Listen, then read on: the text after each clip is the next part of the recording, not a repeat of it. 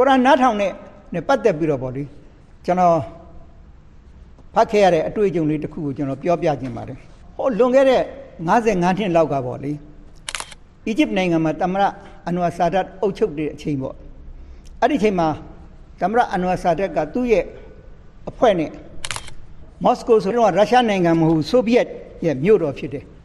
အဲ့ဒီမော်စကိုသွားဖို့အတွက်ကိုအန်ဝါဆာဒတ်ရဲ့စိတ်ထဲမှာဘာပေါ်လာလဲဆိုလို့ရှိရင်ကဘာကျော်ကာရီပညာရှင်ကြီးဖြစ်တဲ့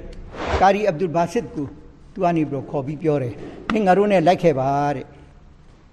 ကာရီဘာစစ်ကပြောတယ်အဲ့ဒီတုန်းကနော်အဲ့ဒီတုန်းကအဲ့ဒီလွတ်တော်သူကလွတ်တော်ထဲမှာဒီဟာသူ့ကိုကရာတ်ဖတ်ခိုင်းမှာအဲ့ဒီလွတ်တော်ထဲမှာတဲ့မွတ်စလင်တယောက်မှမရှိပဲတဲ့အဲ့ဒီလွတ်တော်ထဲကလူတွေအားလုံးဟာဘာခေါ်လဲဘာသာမဲ့တွေဖြစ်တယ်တဲ့အဲ့ဒီတုန်းက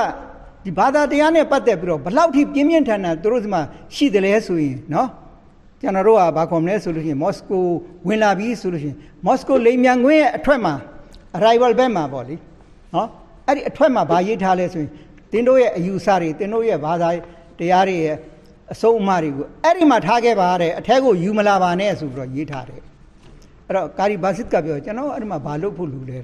ဟုတ်ဘူးအန်ဝါဆာဒတ်ကမဟုတ်ဘူးခေါ်သွားရမယ်ဆိုပြီးတော့ကာရီဘာစစ်ပါသွားတယ်ပေါ့လေကာရီဘာစစ်ကအဲ့ဒီမှာဘာခေါ်မလဲဆိုလို့ရှိရင်သမ္မတကြီးအန်ဝါဆာဒတ်မင်းကိုမပြောခင်ပေါ့လေကာရီဘာစစ်ကိုမင်းကရာတ်ဖတ်ပါဆိုတော့ကာရီဘာစစ်ကကရာတ်ဖတ်တယ်အဲ့ဒီကရာတ်ဖတ်ပြီးတဲ့အချိန်မှာအကုန်လုံးကိုကြည်လာတယ်မှာအဲ့ဒီလွတ်တော်အမတ်တွေဟာဘာသာမဲ့တွေဟာအစ္စလာမ်ကိုလက်မခံဘူးဘယ်ဘာသာမှလက်မခံဘူးဆိုတဲ့လူတွေဟာအားလုံးရဲ့မျက်စိထဲမှာမျက်ရည်တွေဝဲနေတယ်အဲ့ဒီအစည်းအဝေးပြီးတဲ့အခါမှာပေါ့လေအီဂျစ်ချင်းသတင်းတောက်တွေကမေးတယ်မင်းတို့ဘာဖြစ်လို့အဲ့လိုဖြစ်တာဟာငါတို့ရဲ့နှလုံးသားထဲမှာတဲ့ငါတို့ဘယ်လိုခံစားနေရမှမသိဘူးတဲ့နော်တော်တော်ခံစားနေရတယ်တဲ့ဒါကြောင့်ငါတို့မျက်ရည်တွေပါကျလာတယ်ဆိုတဲ့အကြောင်းနော်ဒါကြောင့်ကုရ်အာန်ကိုနားထောင်တာလဲတော်တော်အကျိုးရှိတဲ့အကြောင်းကျွန်တော်ပြောကြလိုပါတယ်